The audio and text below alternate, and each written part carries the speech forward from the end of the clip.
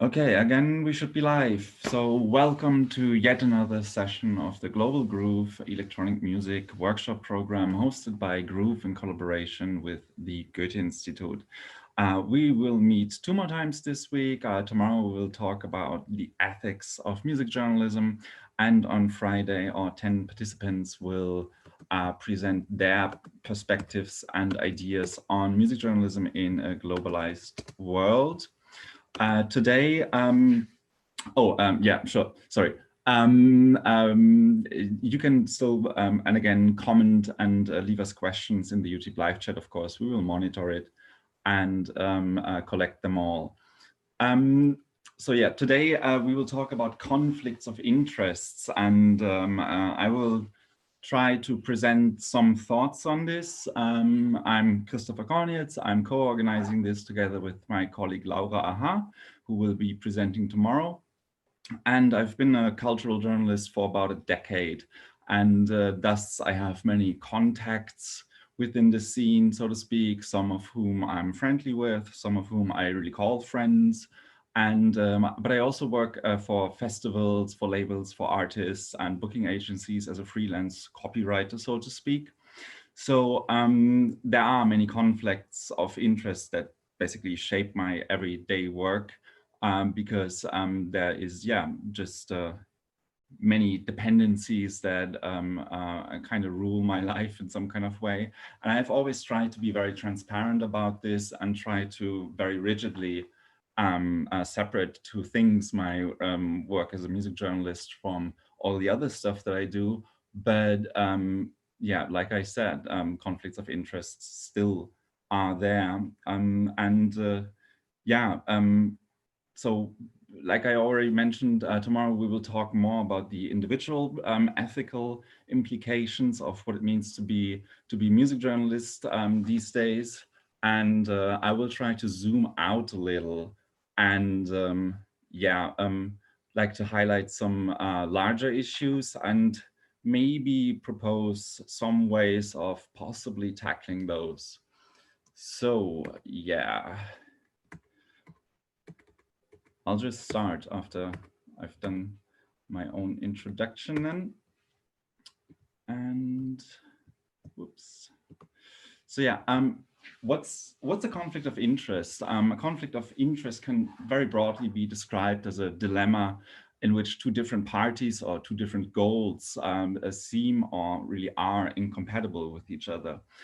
This usually involves someone or one of these goals to sort of benefit from the possible outcome more than the other, whether it's financially, socially, culturally, politically, or otherwise. And I would argue that conflicts of interests can hardly be avoided within the music industry as a whole, and decidedly shape our experience of it and the work that we do in it. So I would say that it's really hard to draw very rigid boundaries or to generalize a sort of like way to go to deal with like these conflicts of interests. But that individual conflicts of interests are also the result of more structural problems, some of which I will talk about later. Yeah, so in this lecture, I will argue nonetheless that it is our duty as individual music journalists to provide more transparency or to just work more with disclaimers and try to shed light on the structures that create those conflicts of interests within our work and in the magazines that we work for, and also in the music industry as a whole. Because I think it's important to do that in order to regain the trust of our readers, because I think what we've seen in the past 15 to 20 years is that a lot of people have become very dissatisfied with the state of music journalism. And that is especially also because a lot of people see that we are in some kind of way always guided by conflicts of interest, that we do things driven by certain economic questions. And I think it's really important to get those readers on our side again. So yeah, and that especially, yeah, of course, not only us as individual journalists, but also publications, larger platforms and magazines will have to be more transparent. So, which is why I'll end my talk with a modest proposal, an internationally applicable code of ethics that should be adapted and implemented by all larger music publications to highlight how they make the editorial decisions, what kind of conflicts of interests are there in their reporting, and yeah, exactly. So yeah, I think after my presentation has been concluded, I will answer some questions from YouTube, because I bet there will be some, and then I will talk with the participants, I think, more in detail about my proposal. It's a very rough draft, let's say, but yeah. And I would also like to first off ask around our participants, which conflicts of interests do you encounter in your work the most? What are the ethical problems that you have dealing with labels, artists, magazines, and also and that you see also in the larger industry as a whole? So if you could maybe take the word and let us know what you in your work as a music journalist have encountered when it comes to conflicts of interest, that would be great.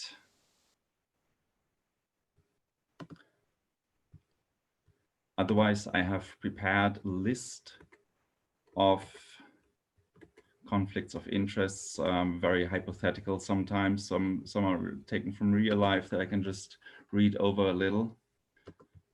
Yeah, I mean, the main one that we encounter is obviously paid campaigns, like when festivals or something sort of sponsor content, you to write about them, or a label does it, and you, as a publication, you're doing a campaign for them.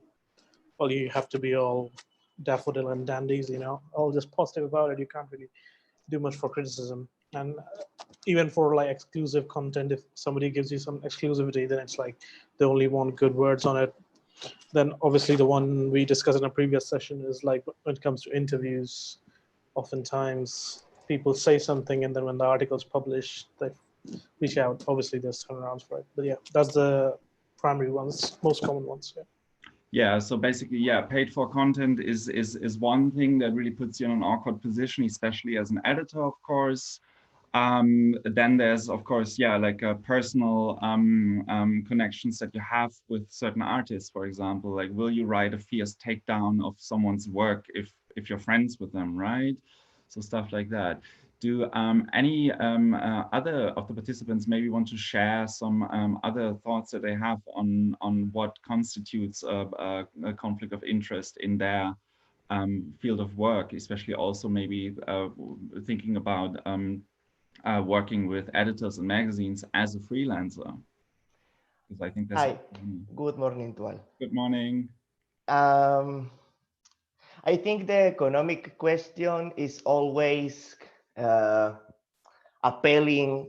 Why we do what we do is always asking us about which topics we want to write, and it's difficult when you know what you want to write, but who wants to read it, because it depends in the amount of people who wants to read some topic in specifically, that maybe you will have the opportunity to go and pitch your idea and publish something. So I think the economic question is always pushing us in the meaning of why we do what we do, and that's why we saw a lot of journalism doing very different stuff, so that from their first days. So I think the economic question is always taking your hand and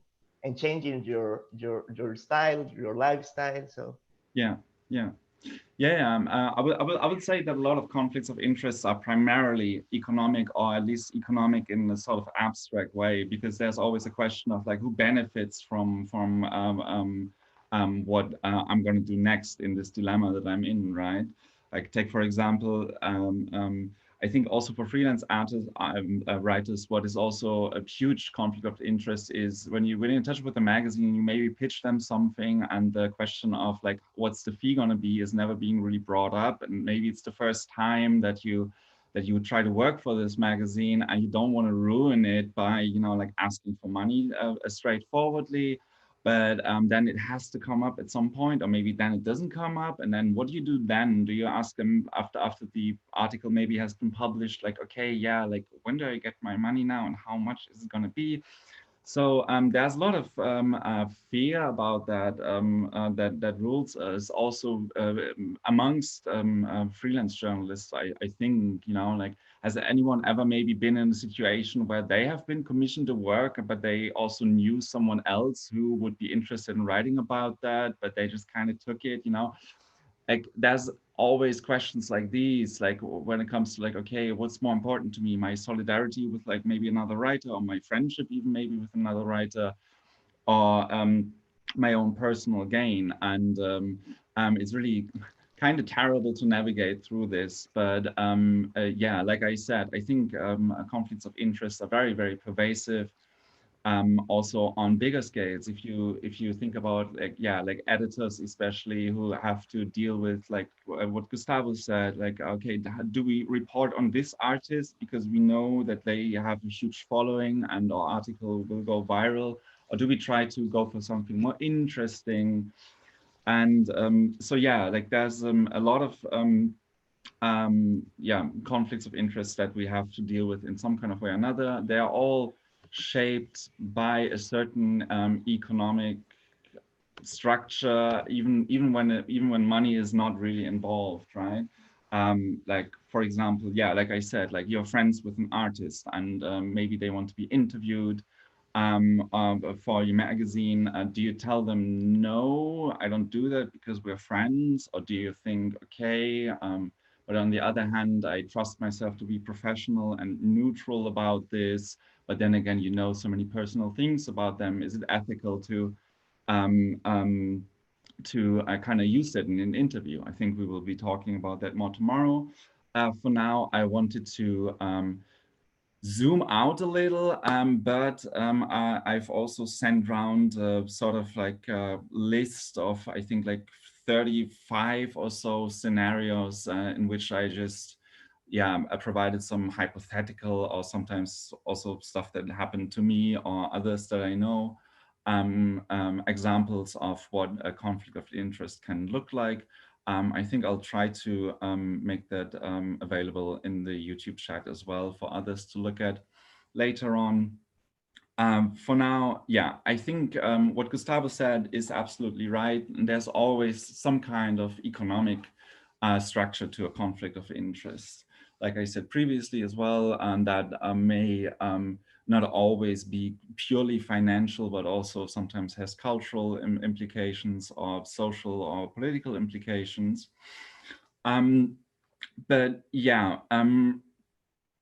what they all have in common is a sort of economic question, and that's who profits from this, whether it's me and my, let's say, motivation as a journalist to report in a certain way on certain things, or if it's just, yeah, like purely financial, like I said.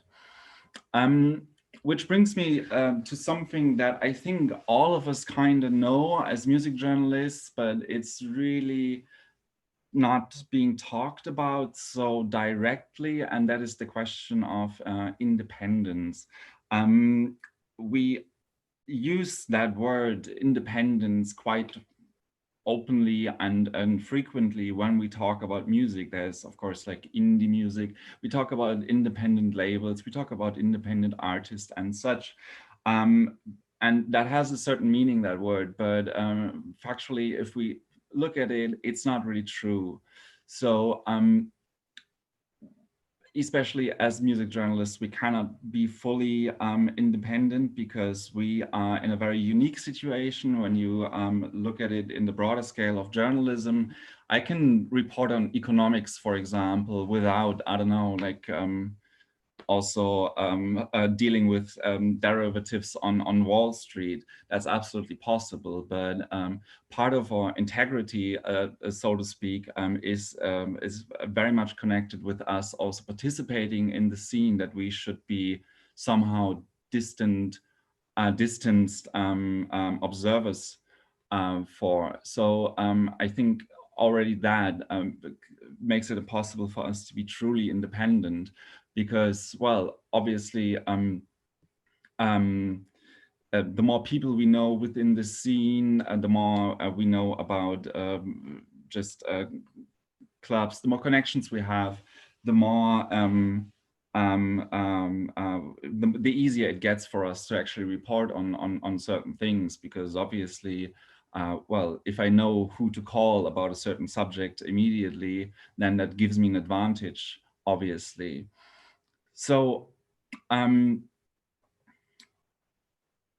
yeah, and since, well, connections like these are never just purely unilateral, but always involve a certain double bind, so to speak, and they come with obligations. So we are kind of always obliged to the people to that help us out, maybe as music journalists, and have to return a favor if one has been granted to us, even though it's not really being explicitly spoken about.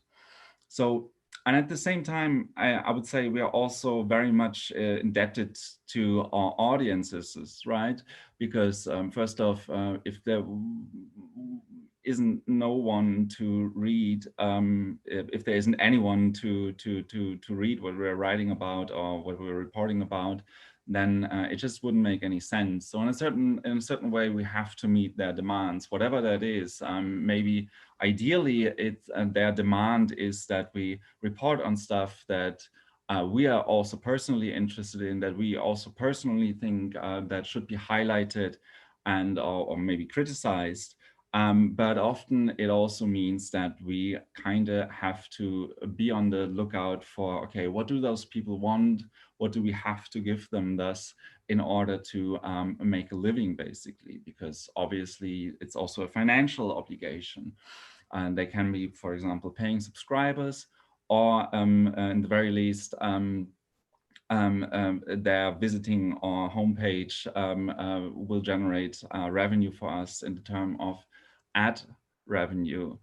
And this sometimes has very bizarre results. I think the best example would be what has been commonly referred to as clickbait, which is, well, just stuff that's being churned into the internet and that has very sensationalist headlines, and that kind of just is tailored to go viral in a digital environment.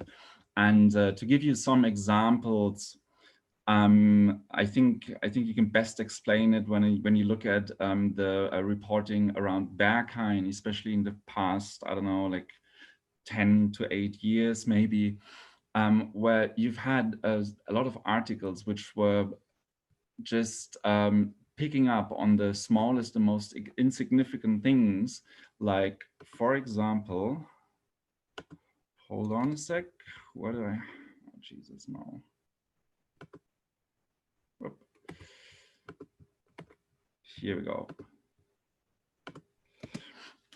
This, for example, this article, so someone allegedly stole a banana from the DJ booth of Ben Clark, a resident at the club, and put it on eBay for sale. And this was turned into headlines just as much as some festival. I think Max already brought that example in his talk about how a groove gets its news and where the boundaries are for what do they report on and whatnot. There was a festival and they installed a sort of a Berghain facade and people could queue for that, and then they were turned away. Funny, right? Or this one, for example, that someone wrote a mock Yelp review on the club, which was somehow just very consciously trying to convey the sense of that someone just like went there and was just like very unsatisfied with the service and expected, I don't know, like a VIP club with like a champagne table service also, or some stuff. So, and all of this was turned into news, and of course that's the kind of stuff that people think constitutes bad journalism, but also it just works, right? Because it's a highly emotionally charged topic. People care a lot about Berghain and what's going on there. It sometimes is funny, so there's always a very emotional and effective component to this type of reporting. Now, the question is, why was that Berghain clickbait or rage bait or laugh bait or whatever you want to call it so pervasive for a few years? And I would say that it has been, that it was born out of a certain economic constraint, which is that, yes, a lot of music magazines try to first off compete with each other on social media and compete with the rest of the world on social media within like a very controlled sort of attention economy, which was, however, not controlled by them, but rather by the platforms like Facebook, Twitter, etc. And that on the other hand, yeah, those were magazines that basically were offering content for free for years and years and years, and made money pretty much only with the ads that they were displayed on their websites. So they needed to get people on their website to get views on the ads so that their well, customers or clients would be satisfied. So how this was perceived, though, however, is in a different way. And a lot of people were thinking like that, well, A, the quality in music journalism generally has declined, and B, that those magazines were just kind of greedy for attention or even money. And well, I can absolutely understand that. And I would say that, yeah, it was more born out of necessity than out of greed. Really, and it's because we've never really reconsidered the revenue models for music journalism, especially, even though we moved on to we moved into a different environment, which is online journalism and the digital environment, of course. So yeah, there we can already see how we kind of depend on our audiences to, well, basically make a living. And on the other hand, I would also say that the same is true when it comes to our relationship with musicians and other actors from the music industry. Especially with musicians, we would have nothing to offer to them if we didn't have an audience. So we have to build audiences in order to get musicians to be interested in being featured on our page, right? At the same time, though, they, to a certain extent at least, depend a little bit on us, because even though it's true that, especially in social media, everyone can make their voice be heard, that is only true to a very, very limited scope, I would argue. Because first off, most artists only reach an audience that already knows them. And secondly, well, I do think that they cannot fully form a coherent narrative at all times in an environment that is relying so much on just like partial information. So yeah, plus, I mean, the third reason is that a lot of people still get their information and still read about artists in the press mostly, even though they can also follow them on social media. So our sort of intermediate position between audience and artists and other actors of the music industry creates a double bind. We have to both satisfy the desires, demands of our audience, while also trying to make things right with the artists, who in turn, just like the audience, depend on us in certain ways. And so this leads me back to something that I've said earlier, which is that, well, basically independence is a myth. And I was very happy, or at least I see a lot of potential in the recent conversation around the term interdependence, as it has been suggested by Matt Dryhurst and Holly Herndon, amongst others. And the two of them, they have a podcast with that title where they discuss this. And I also see a lot of discussions that try to somehow affirm this idea of interdependence and try to even propose new models that are based on that. I'm not sure if I would really follow that, but what I would definitely say is that interdependence is a great term for at least describing and then analyzing the structures that we see in the music industry. And I think that this analysis should be taking place more publicly than it has been in recent times. Like I said, there's been a lot of discussions, but I think we should aim for a more broader discussion about this, and to also let our audiences in on what really the constraints of our work are. Because something that I've noticed, for example, when Groove was discontinued as a print magazine, is that nobody actually knew how a music magazine, made its money. A lot of people were suggesting, like, yeah, but can't you just raise the price for the print magazine for €1 or so? I would totally pay for that. But that was not really a sum that was in any kind of way realistic. We would have, I don't know, raised the price for like 3 times as much or something if we wanted to be, if we would have wanted to be truly independent of, for example, the ad revenue. So yeah, like I said, I think we can profit from being more transparent towards our audience and maybe also the artists, because what we're seeing, especially in this in the aftermath of the COVID-19 pandemic and the collapse or erosion of the infrastructures that even before were pretty precarious and corrupted as it is that a lot of magazines now try to install subscription-based models. Resident Advisor and The Quietus would be 2 examples. And I think there's a little bit more awareness on the side of the audience that, well, okay, yeah, maybe after 20 years of free content, it's time to pay for this now.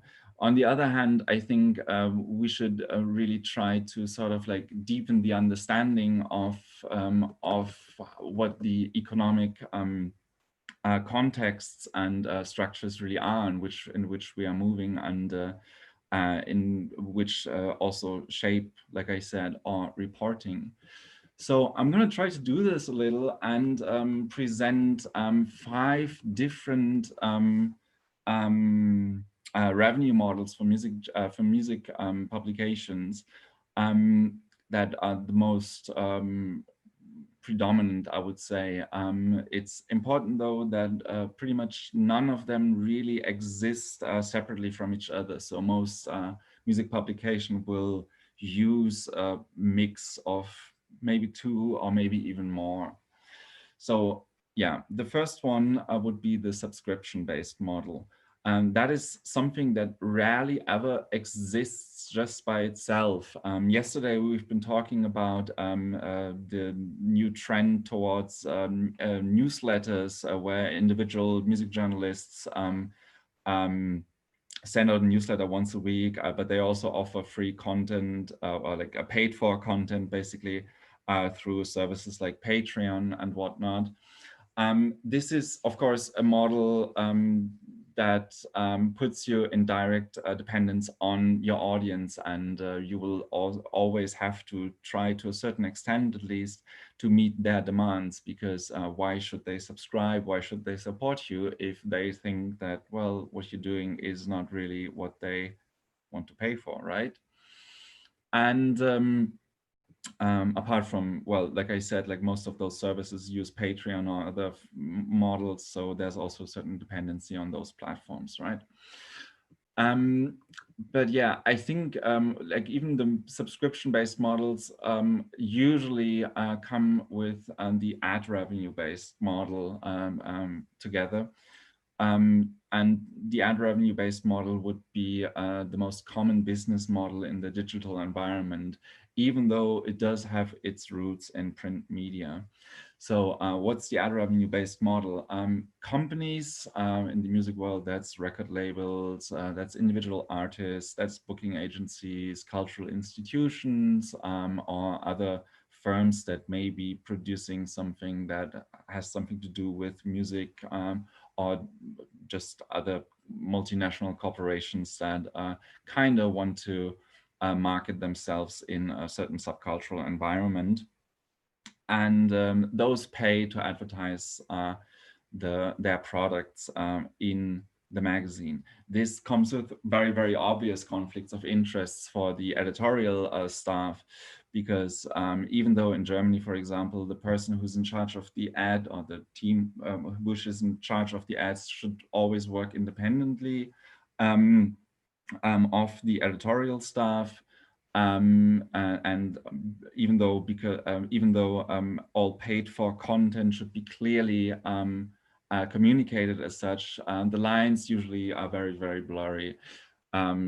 One example would be, okay, there's a famous artist who's going on tour, and they advertise, they buy a huge ad in the magazine, and it's like, I don't know, like a few, like hundreds or thousands of euros worth, right? And they also have a new album out, and nobody really likes it in the editorial stuff. So nobody's really behind it.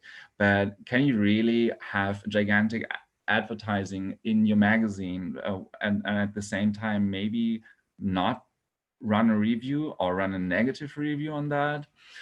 These are cases that we've already discussed. There's of course more. There is definitely magazines where you can buy the cover.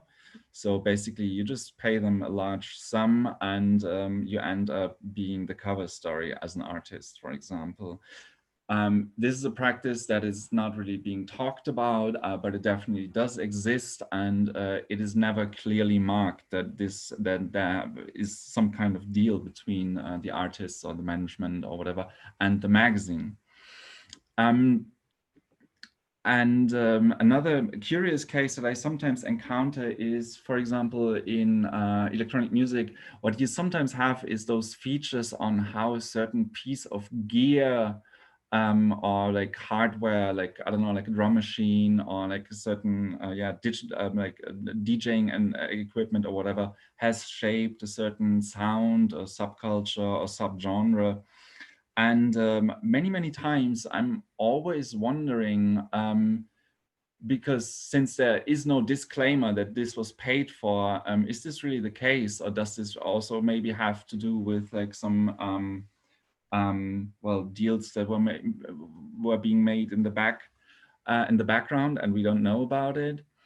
And yeah, and there's also other things, obviously, when it comes to not reporting on stuff. Like, think, for example, that certain magazines are very keen on picking up on scandals or topics that have a more like socio-political sort of dimension. And let's say, for example, that a certain club has been accused of like racist and sexist store policies and whatnot. If there's no news on that on a certain site, what reasons could that have be? Is it because maybe they have a relationship with each other? Is it because maybe they have covered that club favorably in the past? And so all of this becomes very, very blurry, so to speak, because there could always be a connection to some kind of advertising deal, but it's never really pointed out. So yeah, those would be 3 examples of how that model kind of suffers from a lack of transparency, so to speak. The third business model is also a very curious one, and I call it the in-house revenue model, which is take, for example, mail orders or platforms which sell or distribute physically or digitally music, and that also run reviews or even features. Obviously, they have a very, very clear motivation of running pretty much positive reporting and reviews on the artists and records and the music that they are also selling or at least distributing, because obviously the more of those they can sell, the more revenue they can get for their magazine, right? So yeah, they're always sort of incentivized not to be negative in some kind of way. There has been one famous example where that was not really the case, and it was a Boomcat review on the Jamie XX debut album. I'm just going to show it to you very quickly. So that was kind of a fierce takedown. Already the first sentences are just very, harsh in some kind of way. Jamie XX practices safe raving with his debut solo album Proper. So what you have is a mail order writing a takedown on a product that they want to sell, which sounds very counterintuitive, and maybe you could argue, okay, but this means that still, like, they try to maintain some kind of independence when it comes to their reporting and criticism. On the other hand, I would argue that Boomcat probably knew pretty well that first off, that they would absolutely sell out of the few copies that they probably only ordered. And secondly, that the review would go viral, because that's what it did as well, and thus they could benefit from that as well, because their core audience is more into avant-garde and experimental music, and just doesn't really like Jamie XX's music. So that was pretty much of a, I would say, maybe just a safe way of just being negative for once, without much harm being done to the magazine itself and its revenues, right? And its revenue stream. And another case for that in-house model would obviously be Resident Advisor, which is a very special case. Resident Advisor makes its money with mostly ticketing, also ads, but mostly ticketing through their own website. And of course, you could maybe question any kind of reporting that they do, because doesn't it make sense for them to first and foremost mostly report on stuff that is somehow connected to the ticket sales, like clubs, club nights, certain DJs who play at certain events for which Resident Advisor sells tickets, festivals, all that kind of stuff. And yeah, if they do so, will they report critically or negatively? Well, also that would seem counterintuitive, right? Because why should they, I don't know, just run a critical piece on a DJ with whom they hope to make some money through ticket sales, right? And which, by the way, is something that I think Roche, in his letter to the UK Music Press, has not fully taken into account, even though it doesn't invalidate any of the points that he's made. Yeah, so a fourth model for the generation of revenue of music magazines is a more rare one, and that's public funding. Well, basically, we're here all together because public funding made that possible. But also there's of course a certain a conflict of interest at play, which is, we're basically dependent on the national state that has given us this money, and we are helping to promote this kind of, well, cultural openness, yes, maybe, but still, it's very much in line with like how a certain state wants to be viewed throughout the world.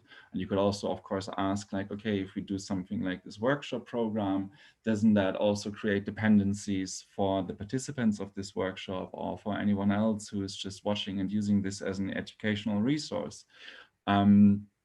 So yeah, so that's the problems that I see in revenue models that are based on public funding. And there's a fifth one that is really, really hard to explain somehow, and I call it the second-hand or barter deal revenue model, which is something that usually only complements other revenue models. One example is that there's one magazine that usually has deals with DJs or live acts to play at parties thrown by the magazine, from which all the revenue goes to the magazine. And the DJ or artist waive their fee. And in exchange, however, get a cover story in the magazine. So what you have is something that is not an explicit deal between two parties, but more something where you have like a certain second-hand sort of model, which I find very interesting. But also that is really not a very transparent way of first off doing your reporting on someone and secondly profiting from their celebrity status or whatever, or like how they draw a crowd and whatnot. So I think all of this highlights now how all of our individual professional lives and the reporting of magazines is always shaped in some way by a very intricate net of dependencies. And additionally, of course, the fact that magazines and as well as freelance journalists are always in competition with each other adds to that on a much bigger scale. And so while we are very interdependent, we all work against each other, whether we want it or not, in some ways.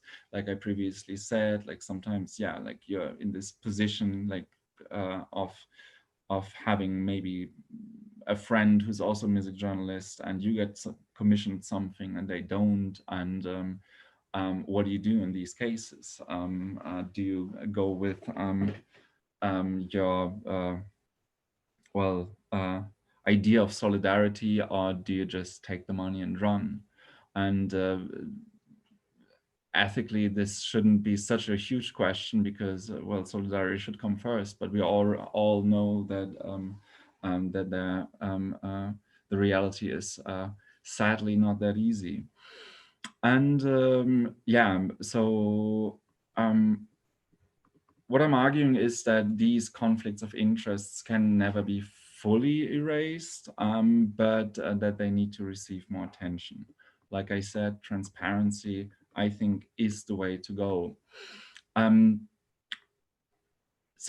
think to bring this to an end for now, that all these problems will just persevere as long as there's capitalism, to be very frank about that. And even the abolition of capitalism will probably not erase all of them, even though some of them most likely. That in the meanwhile, we need to find some solutions at least to tackle some of the conflicts of interest that shape our work on a more structural level. So I sat down and tried to think of ways of kind of making some of these problems, well, not go away, but at least be more clearly communicated. And after a bottle of wine, I came up with an international code of ethics that I now want to propose.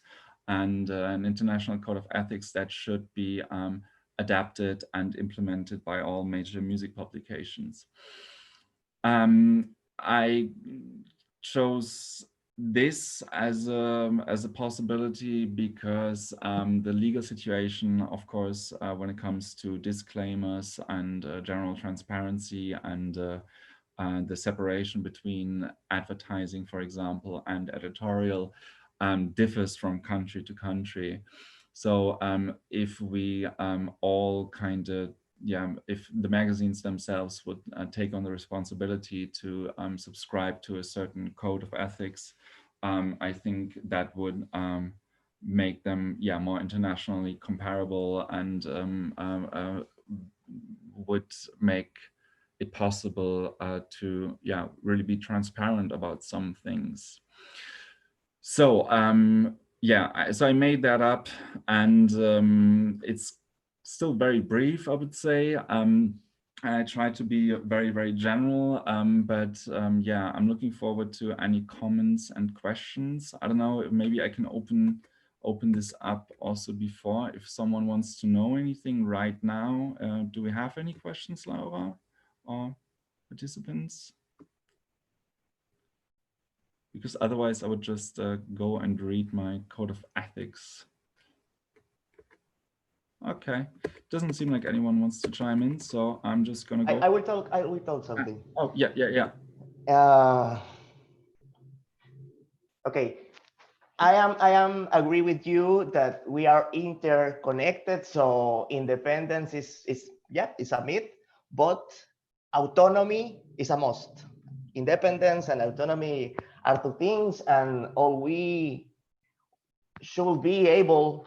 I know that the structures not allow all of us, but we should be able to charge our own weight. You know, we when we talk that we are always shaping our style of writing of our lifestyle by the economic question, we maybe should be more interested in the economic topics, because okay, if I have shaping my writing by paying my bills, in some point of my life I have made a budget how much money I need on a year or in a month, for example, because we are always looking for money, because the system structurally educates us for that. But for how much money? Yeah. Because you can pass your entire life, your work and accumulating money, but how much do you really need, and how much just the bank will take when you die, because that's something to happen. So I want to invite the people to think that we are interconnected, but we should be able to charge our own weight, because if I can if I can charge my own weight, I can be able to interconnecting with you, because it's probably that if I can't charge my own weight, I will be putting on you my weight. You know, if I can't charge my own weight, our relation will be affected by this incapacity of charge my own weight. But this is a more complex situation, but I want to put it on the table. Yeah. And I will just add something more. If something doesn't understand, please excuse me. I am speaking my Latino English, but when I talk about autonomy, I want to invite to break this verticalism model that you illustrating. It's true. I need to my writing be read by someone, because if someone read it, I can go and sell it. But what happens when we think more horizontally, not going to ask to money to someone that I look to above, and think that, I don't know,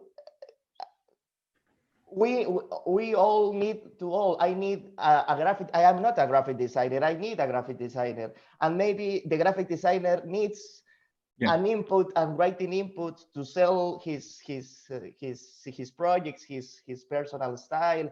I don't know. We can talk about. I don't know. It's more minimum, but it's an incipient thing to talk about interchange what we can do, because we can do something and we should love what we do. That will be our mission. That will be our vocation. That will be our profession. So if anyone can do one thing, can have something to interchange with another. I will be adding something more later, but for now I will. Yeah.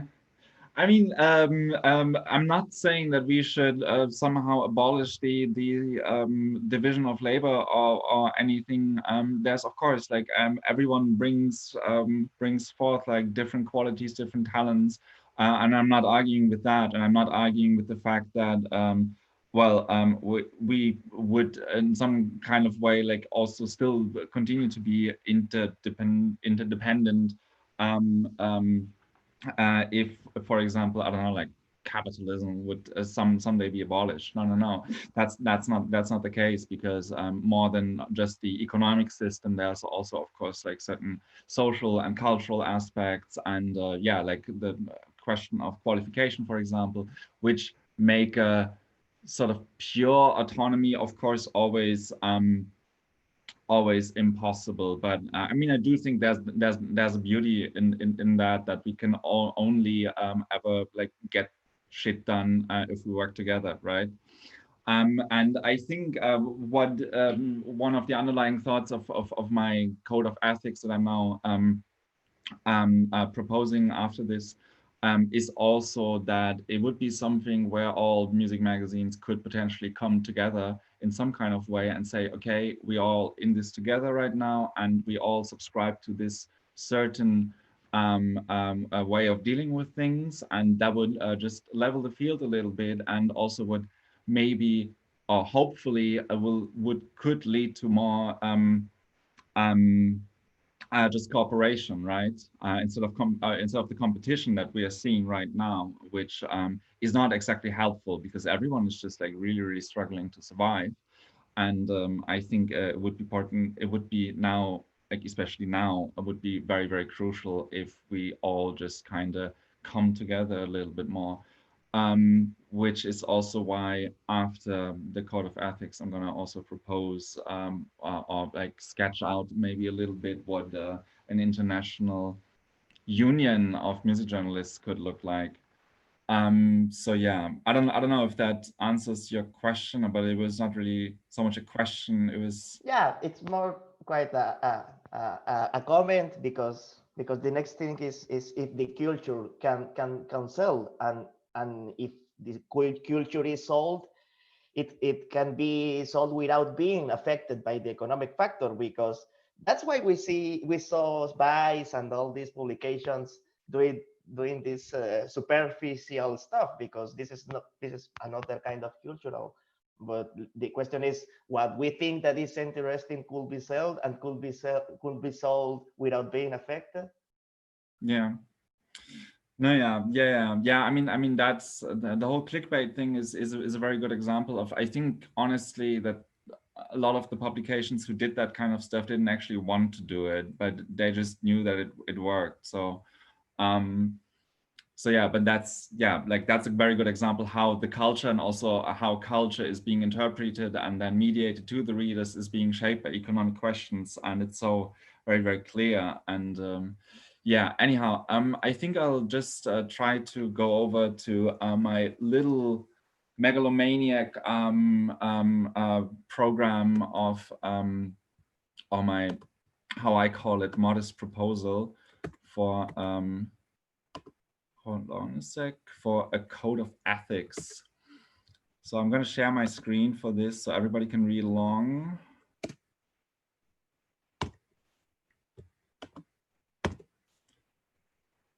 And yes, okay, so what all magazines should do according to this. Like I said, I sketched this out. I was a little bit drunk, and first and foremost, I would like to hear what everyone else has to say about this later on. If you think this is somehow something that would at least tackle some of those problems that I've previously described, and if there's something missing, if something is maybe just, I don't know, too much or too detailed or unrealistic even, just let me know. For now, I'm just going to read it. So each publication should, in my opinion, at least in brief, explain its business and how it generates revenue, which expressly includes sources of income that are not directly linked to the editorial. Brackets open, including advertorials, banner advertising, native advertising, ticketing, record sales, e-commerce, and the likes.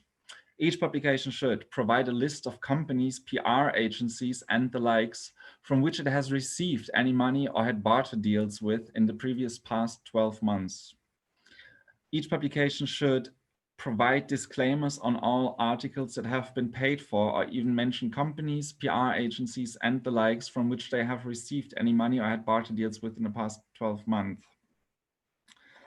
Provide disclaimers on the representation of every artist covered by it and list artists represented by the same PR and booking agencies that have been covered in the previous 6 months.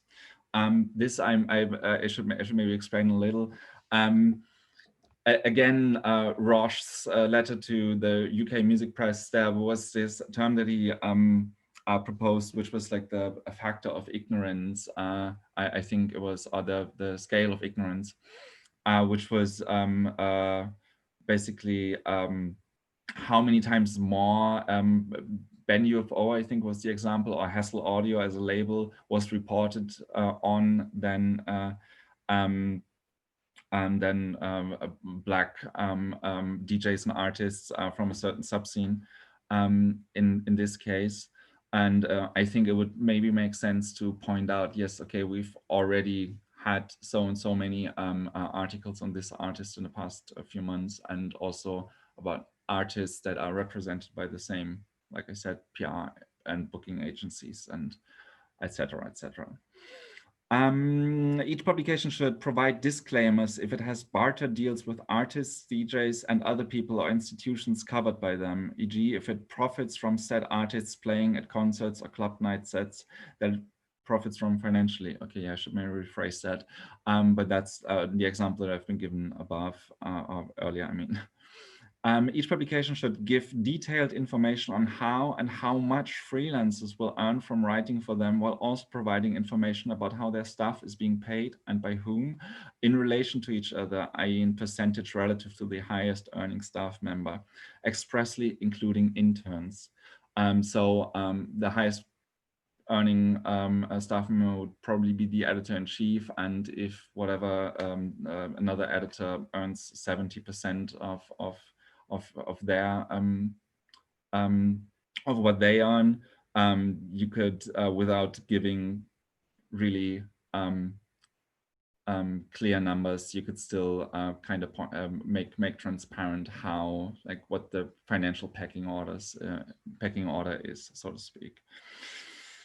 Each publication should always and without exception name a fee whenever they commission a piece to a freelance writer. Each publication should pay a late fee of 20% of the net sum plus VAT should they not manage to pay the initial fee after a previously agreed upon time. So that's more about the financial aspects of magazines, and I think all of this is not so hard to implement. On the editorial side, I would say that each publication should strive for gender parity and diversity beyond the binary, and should they not succeed in employing at least 50% of staff members who are women and or binary permanently provide the reasons for that on their homepage. Each publication should strive for the inclusion of at least a third of people from marginalized communities, expressly including persons with a working class background in the region where it is located, and should they not succeed in that, permanently provide the reasons for that on their homepage. Each publication should apply the same rules to their freelance writers and list regular contributors, not only writers, but also photographers, etc., on their homepage. Each publication should implement a system that allows freelancers to send in blind pitches. Each publication should install, formulate, and publish its policy on how it deals with authorization of features, interviews, and the likes in accordance with the legal regulations in the country in which it is based in, and provide according disclaimers on every, now I can't see that, thanks Zoom, on every piece, I think. Hold on a second, I gotta stop this for a second. Article, sorry. Provide according disclaimers on every article should they have been authorized and or edited as per the suggestion of artists, PR agencies, managements, and the likes. Whoop. Hold on, I'm gonna open this again. Okay, so and freelancers, of course, we're going to talk a lot about freelancers and the ethical conflicts that freelancers are in tomorrow in Laura's session. So I kept it a little bit brief. Each freelancer should, in their initial pitch to a magazine, make clear whether or not they have previously dealt with and or have a friendly or even business relationship with the artists, their labels, or PR representatives, etc., etc. Handle the authorization of features, interviews, and the likes according to the policy outlined by each magazine. This is something that I think is very, very important. And that's also why earlier I proposed that magazines would make that public as well, because for freelancers, then it will be a little bit easier to argue with, for example, artists who after the interview are like, oh yeah, well, can you maybe not write this down, what I just said? Because it would just make it easier for them to just refer to like, hey, here on the page of this magazine that I interviewed you for is, you know, it's clearly stated that this is not a possibility, whatever. No? Each freelancer should pledge to never offer the work for free or at a lower price than their competitors, which will be hard to implement, I admit. And so, yeah, so in addition to that, I was also kind of looking for how could the sort of like union look like for music journalists on an international scale. And hold on, there's something missing, I think. But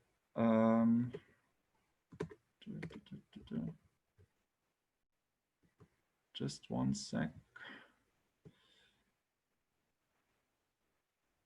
I am. So what I imagine as a sort of union, well, okay, that's pretty self-explanatory. I think that also music journalists, freelance music journalists should try to organize more. There is some kind of union for that, but the website looks as if it's been last updated in 1995. So I would like to propose something more modern. And also something that serves as a platform for people to publish their work through their respective magazines. For example, like that every day you have a certain amount of articles that are being published in the journalist's first language and in translation of some of the most commonly spoken languages. So, well, English would be one, but only one. And there's also Spanish, there's Mandarin, there's Russian, there's Arabic, and so forth. And yeah, what I would also like to see is some kind of website on which people can organize. And that's this. So there should be some kind of message board or some kind of, well, forum or whatever for people to exchange ideas about their works, to talk about aspects of their work. I think there should also be one or more designated ombudspersons, so people who are dealing with complaints regarding the implementation of the Code of Ethics, for example. there should also be a library of sorts with resources, academic works, but also maybe, yeah, like magazines that are digitally available about music and more generally culture.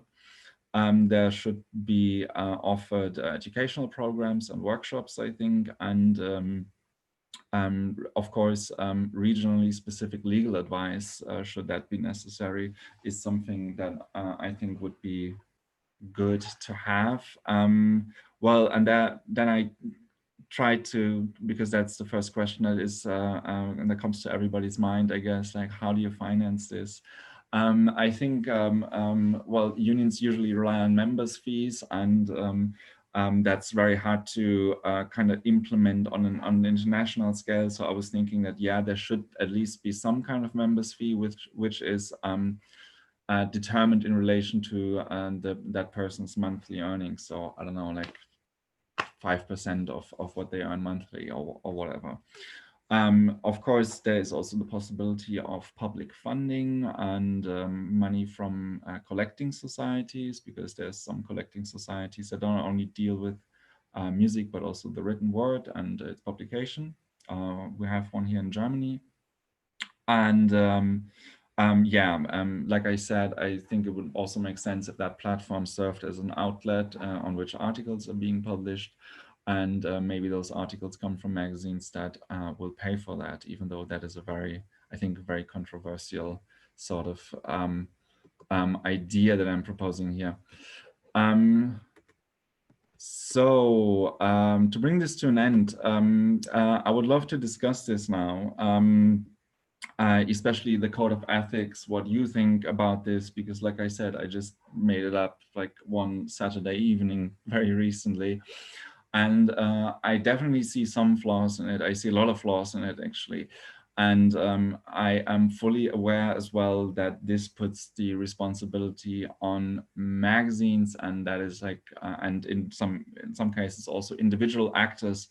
And that is something that is well, inherently neoliberal, but since, like I said, there's no international regulation for these kinds of things, I think that's the closest we could come to a certain international agreement that, like I said, will create and install new structures that hopefully make it possible to avoid more of those conflicts of interests on a structural level that I've outlined earlier. So yeah, this is it from me.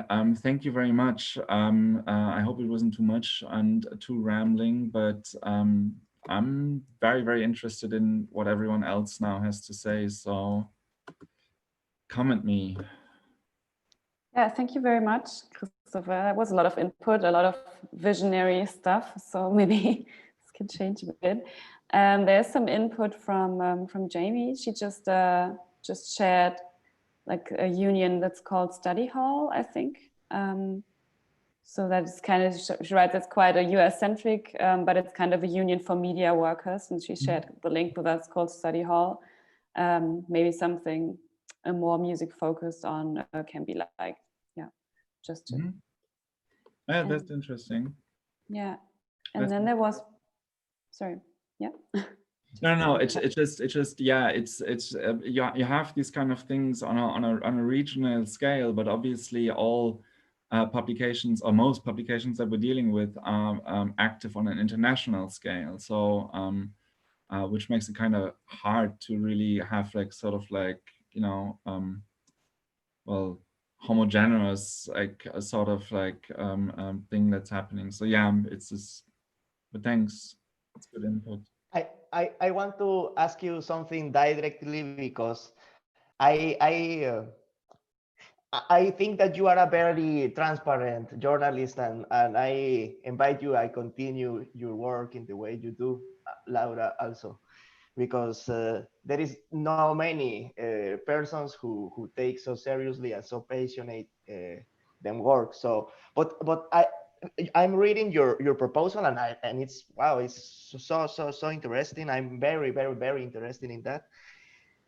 but I have a question very directly, very punctual.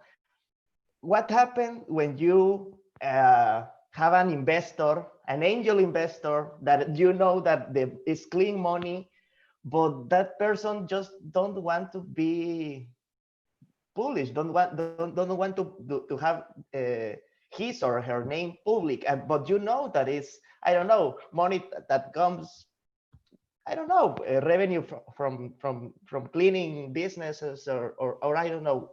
What do you think that we can do in that, or we could do in that case? Well, you could just write on your website, we have an angel investor who's paying us for that, without maybe naming them. But just so that it's clear, where does the money actually come from?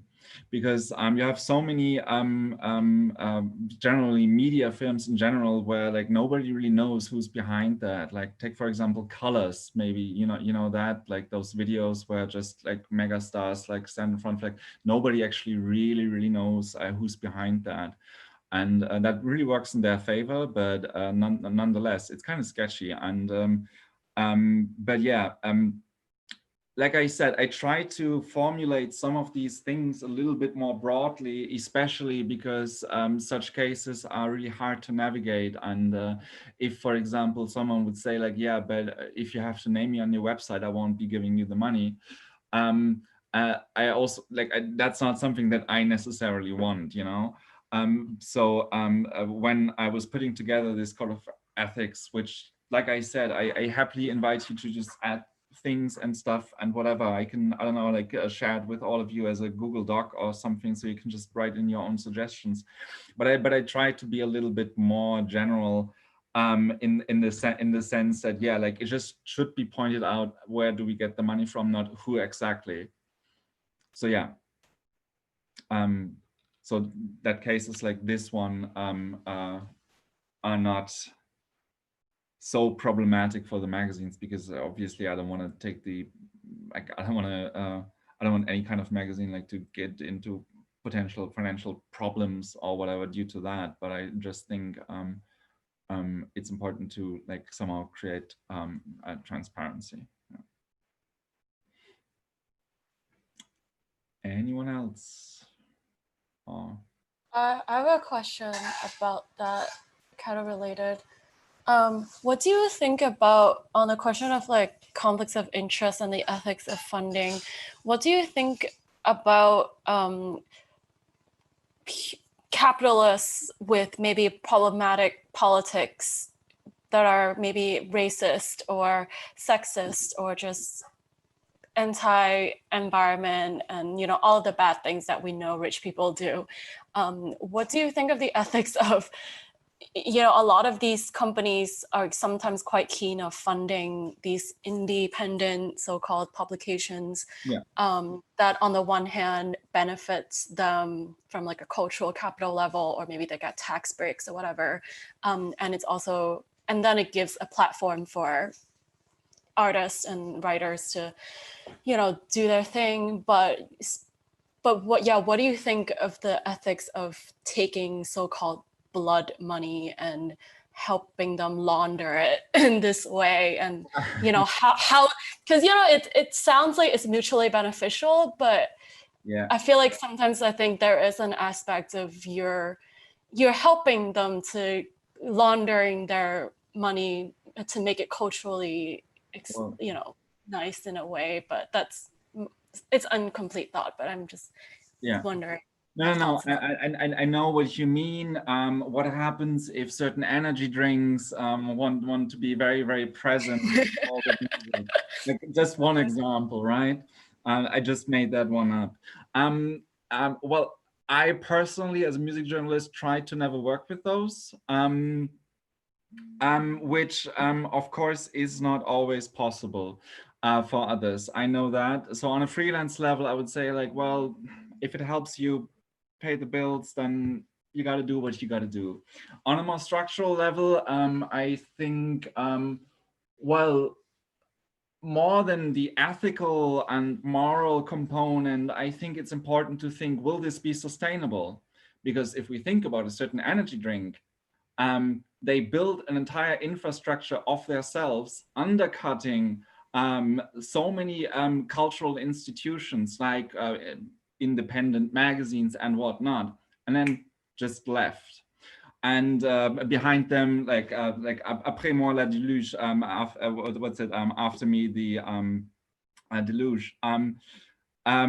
So I think it's just not sustainable, and we should never trust multinational companies that are not directly involved with music once they try to somehow get involved, because you know, capital itself is very, very fickle, and it's not interested in building, like, I don't know, like sustainable infrastructures. It's just interested in extracting more capital from already existing infrastructures. So yeah, I think from a pure strategic level, I think it doesn't really make sense to really collaborate with corporations like that, because it will only go so far, and I think we would have a lot more sustainable, like a lot more chances to actually build a sustainable infrastructures if we do it amongst ourselves as actors in this scene that, well, yeah, we have built or shaped or whatever with a lot of, well, also self-exploitation. But then again, that usually leads to more sustainable things. Like, I think one very, very good example is that you know, a lot of these corporations like always like try to be very vogue when it came to like gender parity and representation and whatnot. And one example was this vodka brand who did this. It was called Equalizer. It was like a sort of like app that on Spotify showed you like which like what the ratio of male versus female, I think it was just the binary, was that you were listening to. And that was kind of presented as something like, oh yeah, this will like really push the envelope in things of like social progress and whatnot. And which was insane, because first off, Spotify has full control over the ratio between female and male people that are being, for example, represented in their playlists and so on. So they could directly basically manipulate that result if they really wish to, but instead like they just go for like some like PR thingy and whatever. And so that was just like one thing, and I think it didn't really change anything. What did change a lot though is female pressure and their yearly or bi-yearly, I don't know, study facts, where they just point out, okay, here's the thing, so many women or non-binary people are being booked for electronic music festivals in this region in this year, and that needs to change, because they really well, helped usher in like a sort of like more sustainable discussion around that. And so yeah, I think like grassroots stuff is the way to go anyhow. So I don't know if that really fully answers your question, but I think it's more than the ethical and moral component of all of this, like working with corporations. We need to ask ourselves, is this strategically feasible in any way? Yeah, no, that totally answers. I guess I have a follow-up question to that is, yeah, I like what you said about sustainability, and ultimately, yeah, how does that benefit or help grow the rest of the community, and which is, yeah, more than ethical and moral. I guess maybe the follow-up question is for the lack of a better future immediately, and to try to think of like a middle ground where, say, yeah, a certain big brand energy drink is trying to fund your publication. Are there any tools that magazines can use to kind of empower themselves to have leveraged to like some leverage for autonomy or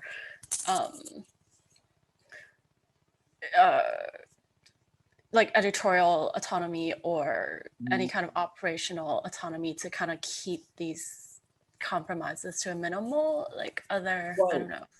Well, that's exactly why I proposed this code of ethics. Not only because it's nice to have that on the website, but also because you always can refer to that, right? Like I said, for example, freelancers, like if they're being approached about like, yeah, so I said this one thing in the interview, or like, I don't know, like, can I read your article? I want to change some quotes that you maybe have used, right? And then it just would make it very easy for that writer to say like, no, look, please look, here's the website where it says that those are the policies of the magazine that I'm writing this for, and as per this policy, you can't change that, right? And I think the same could, to some extent at least, be possible with magazines, because if they openly communicate, okay, this is our policy in whatever, like dealing with like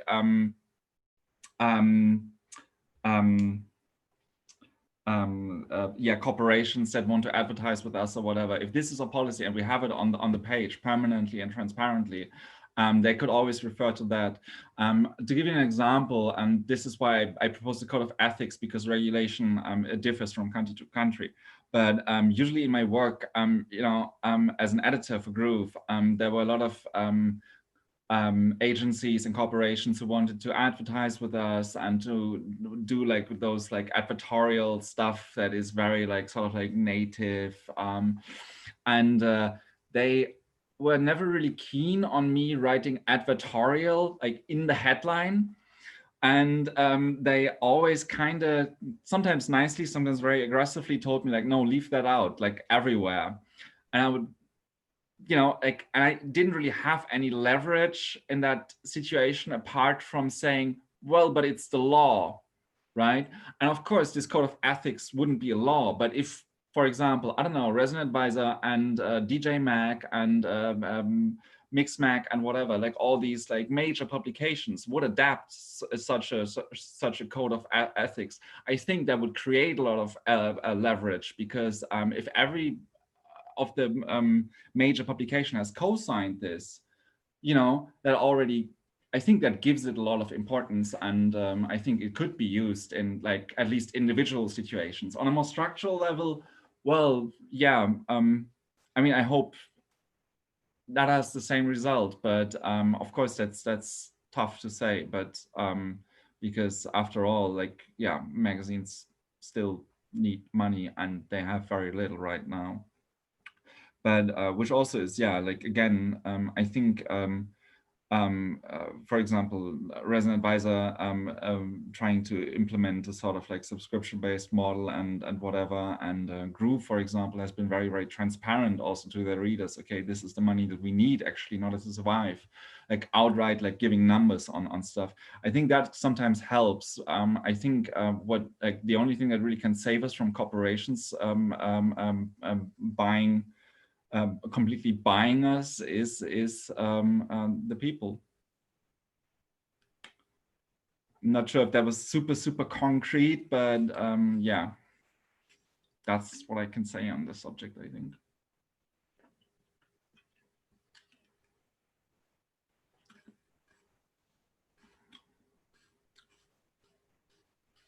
Anyone else? Yeah, I have, if nobody else wants to join here, I had a question from YouTube just came in. Yeah. I think it's more of an affirmation than maybe a question, but it's written, isn't it unethical to your readers to put someone who pays the magazine on the cover? Aren't you breaking the reader's trust, forcing to view an artist that maybe you wouldn't choose to be there? So more, yeah, I think it's basically, you talked about this, but maybe you can. Yeah, that's a very rhetorical question, but it's being done. It's being done. There's some magazines where you can literally buy the cover. I don't really know what the contract or the deal explicitly says in that case, but usually you have no disclaimer in the magazine that that's happening. And of course, like I'm referring to hearsay here to a certain extent, but hearsay that has been reported to me by like, I don't know, like 20 people or something about like one publication. So,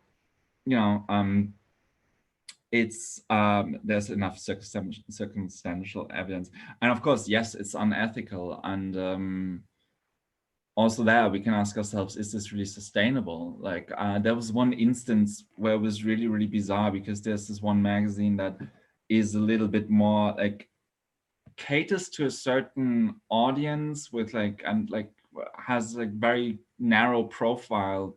And at some point they just had someone from like a completely different subculture on the cover, and everybody was like, what the fuck is going on?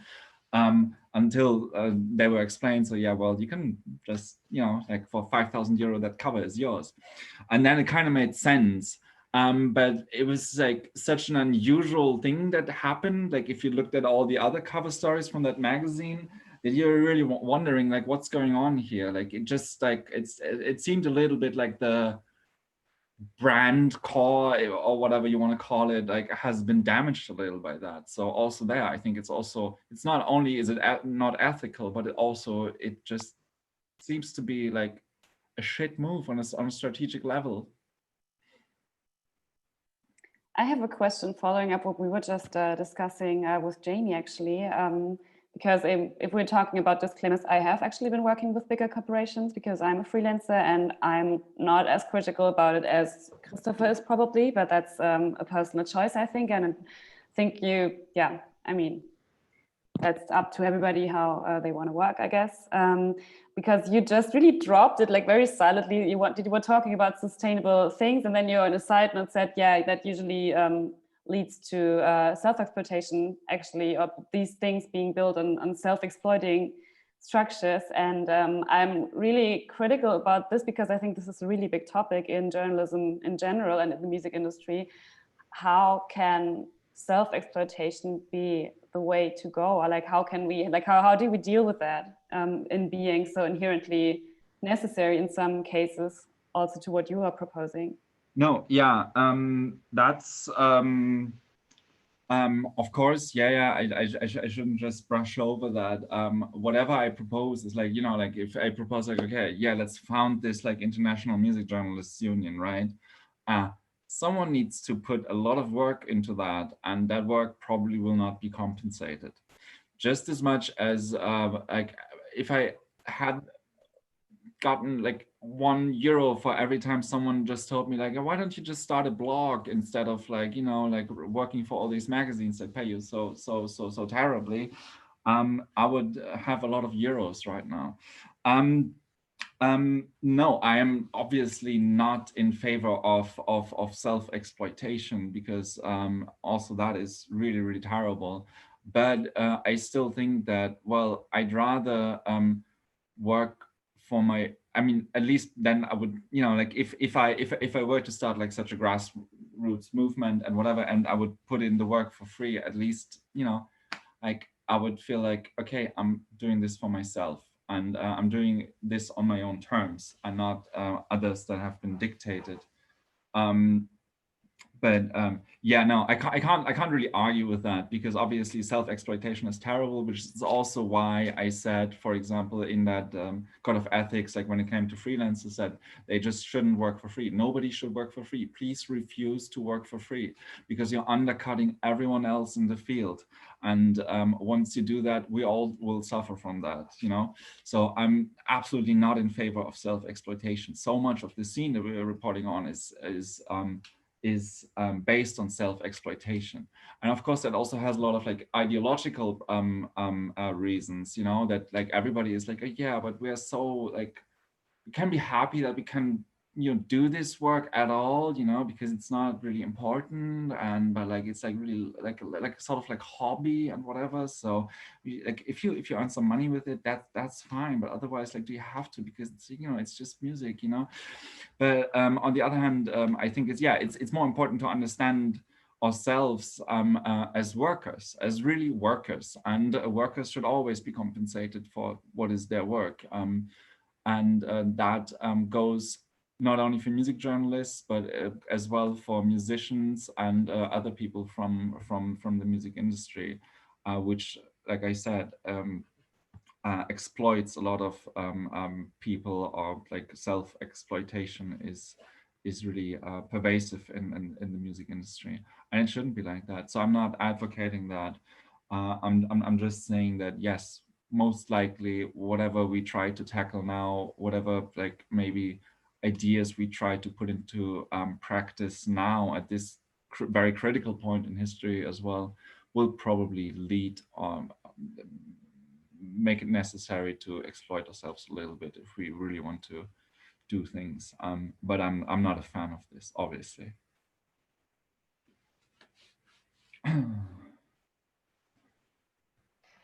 I have something more to say or to ask. I don't know. You all have been talking, in my opinion, more of the conflict of interest, but I want to talk more about being critical because I think that's the too much of the future is it's to invite to people to see the reality, to questioning the reality, but I am aware that for being too critical, you don't have a job. I don't know who in your opinion, who legitimizes the criticism of the critic of the music journalism, because we every day read a lot of good things and good things and good things and good things and good things, and if you just read that, you can say yourself, oh, it's so cool in the world, it's so cool in the electronic music, it's so cool. Yeah. So for who do we write, for do we do what we do? Do Yeah. you think we have future being critical? Yeah, that's a very, very good point, because yes, it obviously in the headline it said conflicts of interest and criticism. So thank you for bringing that up.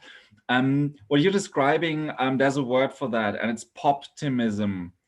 The optimism that, I don't know, like pop will just no, poptimism, and that's something that's been really very, very noticeable. On the one hand, I would like to add, though, however, that not all reporting is always positive.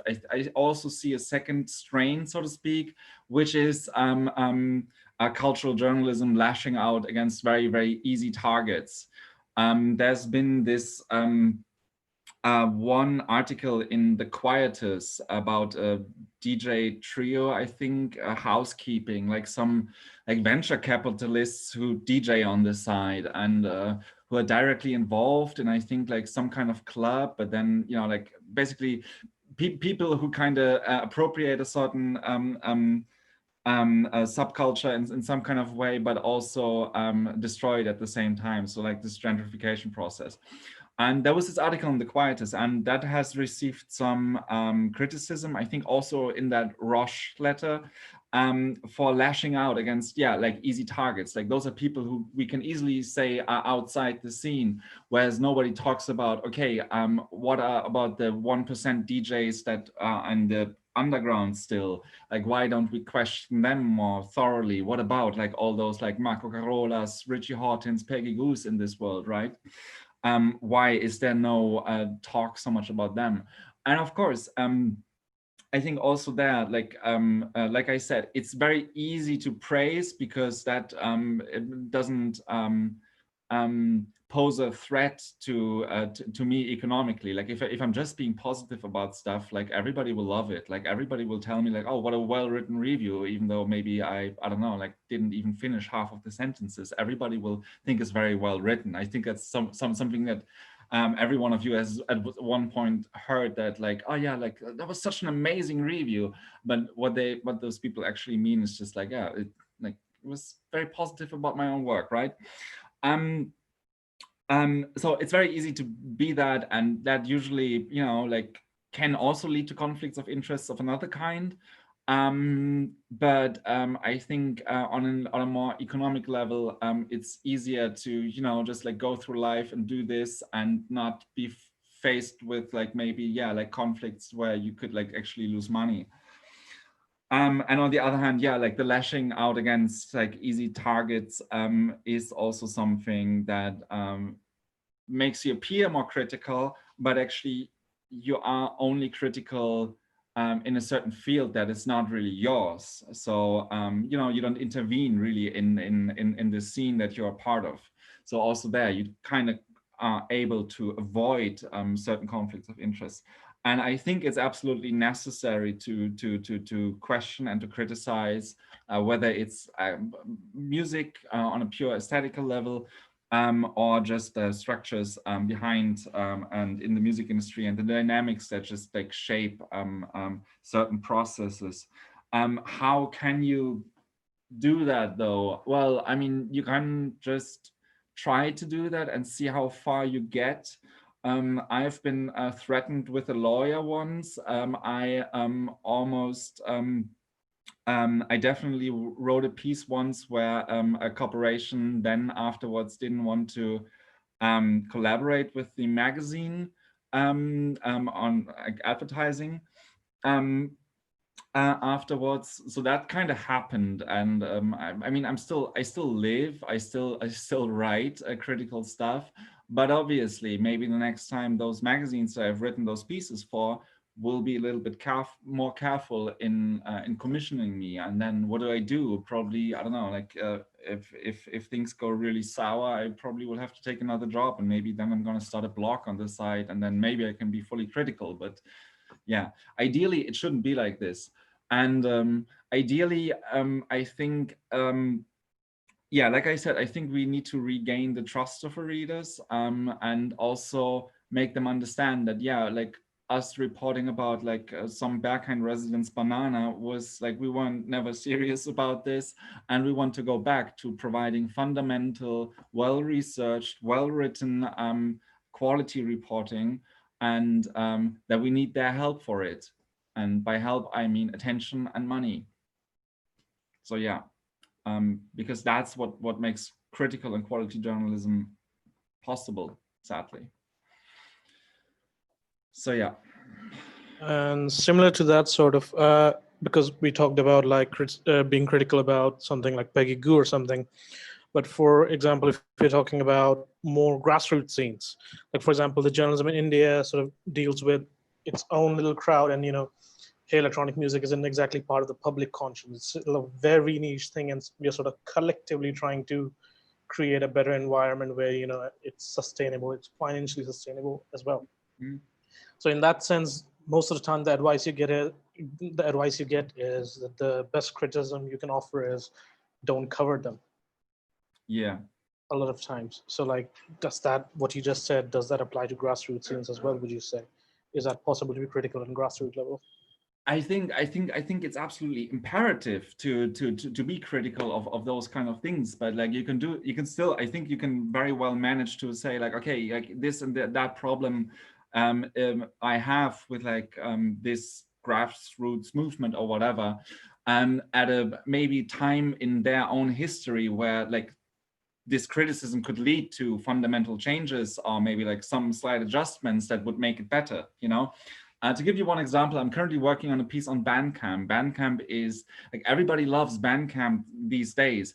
But on the other hand, I think that Bandcamp is really kind of threatening to become this like Amazon of independent music, sort of, where they provide services like you can press your own vinyl and whatever, thus kind of destroying the ecosystem around with like all the mail orders and whatever we have, you know, like it just becomes like, it just gets more and more of a monopoly, you know. At the same time, a lot of people then tell me like, yeah, but why always be so negative? Like, they're doing a great stuff. Like they're doing great stuff. They're doing a great job. They really care about their artists, and they have those like free Fridays, like where they waive their fees on once in a month, and that's amazing. But still, and I love Bandcamp. But at the same time, I think this is a very critical time where we have to talk about, okay, how can musicians actually make a living? How can they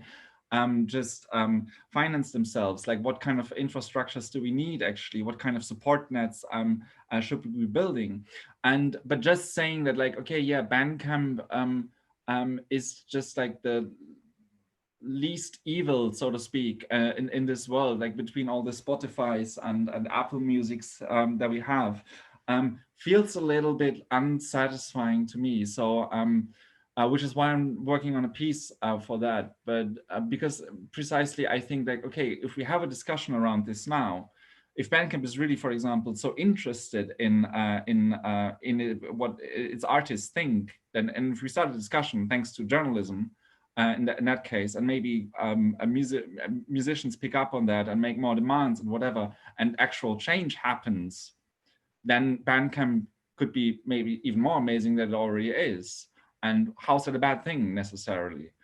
And just not picking up on things, I think that has never really gotten us very, very far when it comes to especially, you know, like stuff that is aiming to maybe bring about more change on structural levels, you know, like you can't ignore like certain things and just not bringing it up because you're critical of it, but then yeah, no, it just wouldn't feel right for me, even though I understand it. But I think it's kind of misplaced solidarity, you know.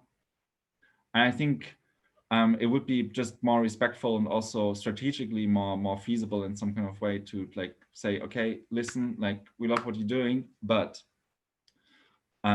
because otherwise maybe no one else will do it. So yeah, I hope that kind of answers your question. And it's a tough one, definitely, for sure. That's definitely also a conflict of interest that we encounter on many levels, like where you have like people you think like, okay, those need to be pushed, but maybe sometimes you do it for the wrong reason or stuff like that. Yeah, that's very, yeah, it's always tough. Yeah, I think. Well, I have a kind of question. I think it will be for Laura, because in the same line that the best criticism maybe not talk about something.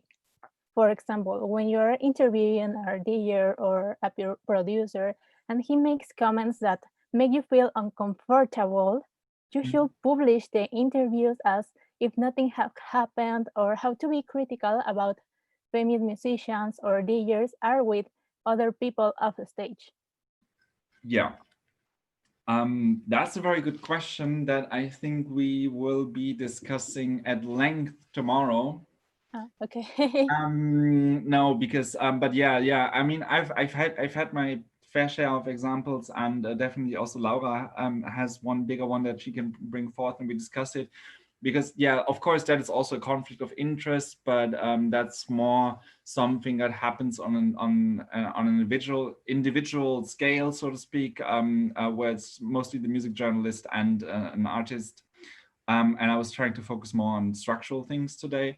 But it's a very good question, because yeah, what do you do if, for example, and that's something that happened to me once, where someone goes off the record after a certain time and tells you like, okay, what I'm going to tell you now is not going to be printed, and they tell you stuff that isn't necessarily really absolutely terrible, but like still changes very drastically who you previously thought that person was. And some like raises maybe also some ideological, some moral, some ethical questions. What do you do with that? Well, I think, like I said, my proposal includes this a passage about that music magazines should kind of just state what their policy is, and maybe also this could so this would be a nice addition, maybe. So like something that you just add a sentence about like, okay, yeah, if someone makes interviews feel uncomfortable or whatever, or just says things off the record, then this magazine personally, or this one magazine like doesn't feel obliged to actually print their story or whatever. You know, like those are things that you could work with in such a code of ethics, I think, and that would make it very easy for the journalist in this case to say like, okay, yeah, sorry, this interview has not been going very well, and like you just said some stuff and I'd rather not print it. And my magazine, you can see the guidelines here on the magazine's website. However, obviously the reality mostly is more complicated. Sometimes also there's cases of where somebody says something and you really think like, okay, this needs to be printed because, you know, like it just revealed something very, very bad about this very famous person, right? And yeah, like I said, that's something that we will discuss tomorrow.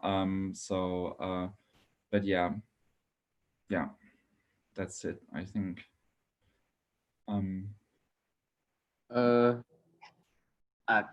I just relate a bit to, it's something in the list, but I guess you can, I'm wondering about your thoughts on the like hiring bias from editors, or even just favoring it's part of the list, and I just yeah, do you have a way to be critical of this, or can you be a little bit more specific? I mean, I've outlined a little bit what the hiring. I don't know, or like just favoring certain writers, for example. Oh yeah, yeah. Or these things that, yeah. Well, I mean, there's of course, which is like I said, I've outlined a little bit that like there should be like gender parity and diversity. I've called it. And also that marginalized communities, including working class people, should be a part of the staff. So that hopefully should at least, do something. And on the other hand, that regular contributors are listed on the website. I think it's very important for magazines, and that's why I kind of was like going over that a little bit more generally. It's very important to for magazines to kind of have their own voice, right? Like, because all the good magazines that like the magazines that we like usually represent some ideas, some voice to us, maybe, right? So regular contributors as well as staff writers and editors obviously contribute to that. So I wouldn't say that it should be necessarily, you know, like that. I don't know, like there shouldn't be a rule that like certain people shouldn't publish more than 5 pieces a week on a certain publication, right? Because why not? Like that would make sense to me. But I think there should definitely be measures in order to like hiring biases, whether it's like identity based or just also personal connections or whatever, should be battled in some kind of way. And I think, apart from making all of this more transparent, like okay, who works for us, how much money do they get, what's our stance on like for example gender and marginalization, or like representation of those in like behind the scenes, and who works for us regularly. I couldn't really think of anything else to tackle. I don't know if you have any ideas, maybe. I don't know. Actually, yeah, but I wanted to confront it's more personal connections. You mentioned it. Yeah. The example I can think of is super basic, but the way an editor will let a writer submit not on deadline, things like this, or or if there's a pitch from a freelancer that they like, you mentioned it in your list, like that they simply don't like. How do we like talk about this in maybe an editorial setting to? Well, I think that's something that is like all the personal preferences or the personal what do you say, like antipathies, I think is the word. Like you cannot really, I think, make those transparent, because how do you qualify like an emotional or social, like interpersonal bond? So that's really hard. And like I said, I am absolutely in favor of some magazines working together a long time and very intensively with like some writers, because usually that's what makes magazines great. So that's but it's definitely a point which should somehow be monitored. I don't know. I think what we could like try to think about is what can we do within like the teams, like the decision processes. I mean, I've mentioned in my proposal, blind pitches should be possible, right? But we could also think about, okay, yeah, I don't know, like how are being like in the editorial teams, like that there's some kind of like system in by which like pieces are being commissioned, you know, that there's like some kind of peer review system, you know, which only gets us so far, because, you know, like if everybody's friends with like a certain writer, you know, that still wouldn't necessarily tackle the problem of like you know, like them having favorites. But nonetheless, if there's, for example, some kind of peer review system for pitches or for articles, or just generally for the decisions that are being made when it comes to who do we work with or not, I think that's a very good addition. Thank you. Yeah.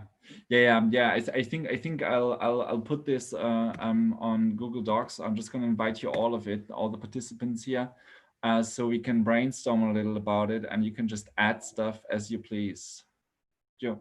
Oh, I meant we also use this. Yeah, I think this is a good idea. What you said, like a Google Docs of writers. I have experience of this in an editorial team. Yeah, I think it is effective, but yeah, and I agree completely. There's plenty of ways to be more critical about these practices. Thank you. Thank you. Anyone else? Yeah. In these times, I say when we were talking with Alexis that in these times we are listening more music than ever. When we write a piece of music journalism, we put a link to Bandcamp or to Spotify or to Apple. All these platforms who already are shaping what people is listening, because I don't know, but I think we are going through algorithmization, robotization of the music industry. I think that now more than ever, the editorial teams, the communication teams plays a curatorial role more important than ever, like a counterpower of this algorithmization or robotization. So how do you think that we as music journalism can influence of the curation of or selection of the Spotify's or Apple or Bandcamp regionals aggregators? Because I know that in the case to all Latin America, including without Brazil, because Brazil is too much people, so it's another case. But to all the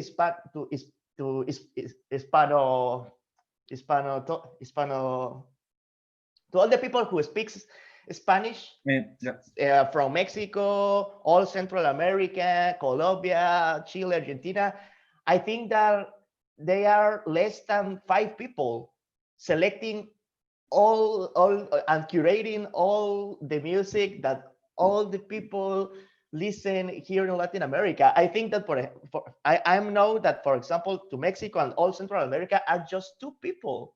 You mean select on Spotify editors? Yeah. On Spotify. Well, yeah, it's maybe just 2 people who put together some playlists, but they have, you know, little helpers, which are completely automated, like you said, like algorithmic stuff. So yeah. But sorry, go on.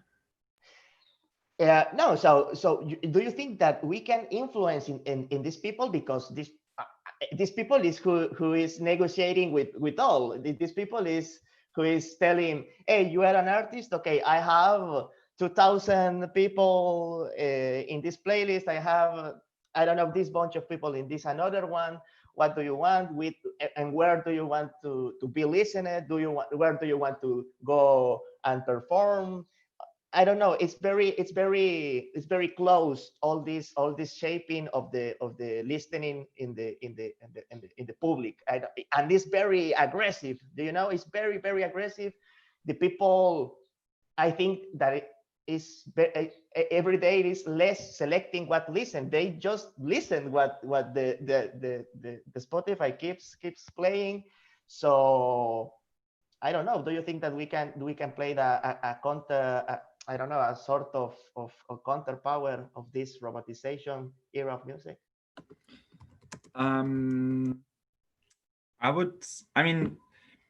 I think what our role should be is to first off critically evaluate what is happening there. There are some people like Liz Pelly, for example, who has written some very great articles about how, for example, Spotify works, how it actually creates more imbalances between 1% superstar artists and the rest of it, and how the promise that Spotify gives both to the artists, like Daniel Ek famously said that like at one point they will be able to like 1 million artists will be able to sustain themselves thanks to Spotify.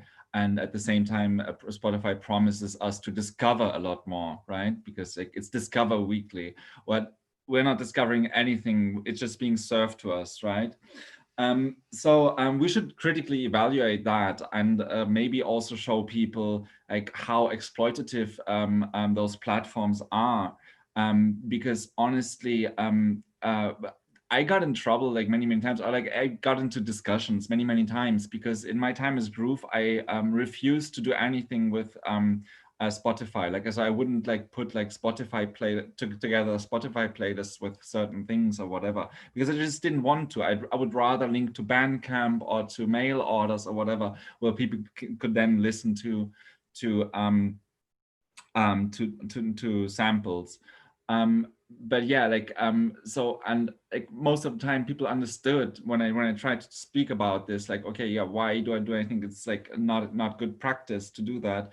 Most of the time people understood, and I think we need to further explore this, like what does this like algorithmization of music and or music consumption and music production as well, what does this do to like the people who are depending on us, who are enriching our lives with their music, but at the same time depend on those platforms all of a sudden so greatly. So I think we need to shed more light on this. And yeah, apart from this, well, yeah, just it's interesting that you said that journalists as curators or in a curatorial function are more important than ever, because so many people keep saying that, yeah, like the old gatekeeper, as it is commonly referred to, function of music journalists doesn't exist anymore. And actually, I think you're right, and everyone else is wrong, because there is so much to seep through all of a sudden. And of course, like a lot of people rely on these services in order to like have them service them with that kind of music. But really critically evaluating music that falls like maybe you know, like it's just kind of beyond what Spotify thinks makes sense for people to listen to. I think it's really important for us to highlight that and discover that, and also ask the question, why is this not, you know, like feasible in a day and age like this? Why could we profit from going into the margins and be also confront ourselves with stuff that maybe we don't actually like on first listen, that we need to get like to know a little bit better to understand fully why it does what it does, you know, if you're talking about experimental or more complex music, you know, because yeah, that's something that is really lacking. And I think music journalism still has the power to make people understand why that what they might not like on first listen is still worth listening to and still worth exploring. So yeah, I don't know if that, I hope that answers your question so far. Yeah. I think Laura wanted to say something. Yeah, no, I just wanted to say that Aman had another question before we run out of time. Yeah. Right, sure. I know this is something you graced past, but I wanted to address it directly. And keep in mind, I think this is more important in smaller scenes where you have lesser key players. But in going back to being critical, it's like, do you have a conflict of interest between being critical and having access? For example, if I've written something too critical about a certain record label, suddenly I don't have access to their artists to interview them for my features or something, or friend of certain promoters or something like that. Yeah. That happens, of course. That happens. I remember one time I'm writing also for like one of those in-house magazines, and a friend of mine, journalist there, wrote something that was actually not meant negatively, but the label then got super pissed about it, and they stopped selling their records through that mail order entirely, just because they misunderstood something. And that is, of course, something that you want to avoid, right? And also, especially as a freelancer, like, if I get like calls on a Friday evening from some label person who's like, oh, well, yeah, like shit review on that, this and that, and whatever. It just really puts you on the spot. It really makes you feel uncomfortable. And of course, there's always this like giving and taking, like I said, like it's always a two-way street of dependence, right? So obviously they want good coverage and they want you to cover stuff, but sometimes they probably also think like, okay, yeah, like that's a really, really small fish in a big pond, so we're not gonna send them any more music. I don't know. I mean, first off, since we live in all this like digital world or whatever, you will probably still be able to get access just a little later than maybe some of your colleagues. But if you have good connections with some of your colleagues who may not be blacklisted by certain labels or artists, that's good. That's just the music though. Obviously, it's not the same with interviews, for example. If someone is like, yeah, well, no, we don't like your style, we don't want you to interview like this person or that person. How do I deal with this? I think not at all. I mean, most of the time I just think like, well, okay, bad luck. I just try to do something else and see what is possible there. Definitely, yeah. I mean, I think there's definitely like some people who are not very keen on me doing reporting on their stuff because I've been fairly negative or whatever. But I don't know. I think I'm speaking also from a privileged position because usually, I don't know, like I still get everything that I want to. But yeah, it's really tough. It's a really tough question. Like, what do you do? I don't know. Maybe someone else has any idea. But yeah, it definitely happens that you just, yeah, labels get pissed at you, artists get pissed at you, and they just kind of threaten you with stuff. Or they try to bribe you with stuff in order to like, be more positive next time. That also happens. I don't know. I just usually just kind of try to be, stick to what I believe in sort of in that situation. And if that means that I've ruined a business relationship, then sorry, but I don't know, my personal integrity or whatever is more important to me. But I mean, again, that's a lot harder thing to keep to when you have less people. Like there's only certain number of bridges you can burn in smaller scenes. Yeah, of course. Especially if you're in micro scenes or whatever, if you ruin it with one person, that probably also means that like there's like 5 others who take offense in that, and maybe the whole scene consists of 10 people and you have 6 against you, and that's not good. Yeah, I don't know. I mean, obviously it's always good to try to be somehow diplomatic. And like I said, also I think that, yeah, like transparency and like referring back to maybe like some like regulations or like a code of ethics, whatever, in these situations where you can just say like, okay, yeah, listen, you're offended with me personally, but on the other hand, first off, I have the right to do this as per freedom of press. Secondly, please check here, like I did everything as was stated on the website of the magazine and the code of ethics. So I'm sorry it went well, didn't go over well, but maybe next time. I don't know. It's just, yeah, it's not really a satisfying answer, but I think there is no satisfying answer. It's a tightrope. It's a tightrope to walk. Yeah, exactly. Which is also why I sent you those like, I think like 35 cases, like, or like examples of like conflicts of interest. You can find them in the Dropbox, where it's just like stuff that I made up, and like I put questions next to them, because like, you know, like, and it's questions that I can't answer myself, like, because like each individual case is different. And you know, so maybe have a look at that. I think you will recognize a lot of these. Yeah. Oh, I'm seeing the time is pretty much up, right? So I don't know, Laura, do you have I think just one question about the Google Doc, actually, because I didn't quite get it of how we can share this, because somebody was asking on YouTube to have it, and I wasn't just sure if we could share this to people. I would just take it as something that we maybe, if some of the participants would want to work on it, I've just pasted the link here. I'm going to send you an email later on as well, so you can directly work with that. I'm looking forward to your suggestions, and I think once we're done with that, I will try to somehow make it public, and maybe even force Groove to be the first magazine to adapt this kind of code of ethics. Or at least we'll try to find a way of publishing it, and trying to get in conversations with other music publications, because I'm really like thinking earnestly about trying to, you know, make this a thing. Okay. Yeah, maybe that's satisfying for the person on YouTube. Sorry about that, but maybe you will see it somewhere publicly soon.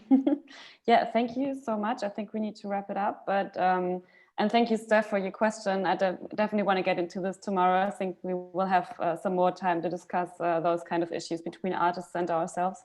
So yeah, I'm definitely going to get into that. Yeah, thank you so much, Kristoffer. And yeah, thank you everyone for your questions and your participation. I'm really looking forward to working a little bit more on this, like I said. And well, I'm also looking forward to tomorrow's workshop hosted by Laura on ethics and music journalism, where we will be diving a little bit deeper into the individual role of music journalists, and also discuss something like Stephanie earlier described in great detail, I think. And yeah, thank you everyone for tuning in, and see you tomorrow. And also one last time, the day after tomorrow, where all participants will share a little bit more about what they think music journalism should be like in 2020. Thank you.